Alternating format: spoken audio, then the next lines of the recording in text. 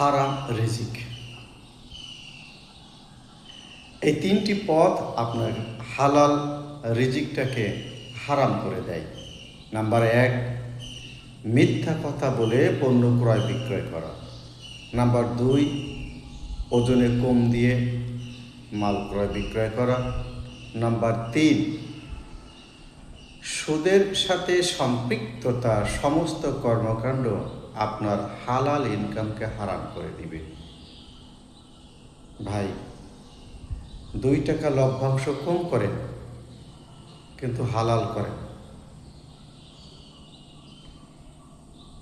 শুধু কি তাই, আপনার সমস্ত কর্মকাণ্ড ফেরেশতাগণ দেখতেছে এবং লিখতেছে।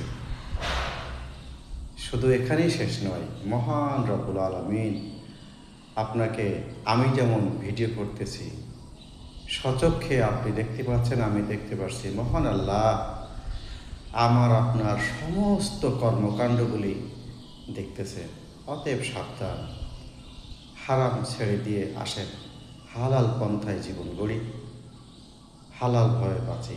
আসুন আমরা সবাই হালালভাবে জীবন গড়ি। আপনার মূল্যবান বক্তব্যটি অবশ্যই কমেন্টে জানাবেন, আমরা সে পথে চলব ইনশাআল্লাহ।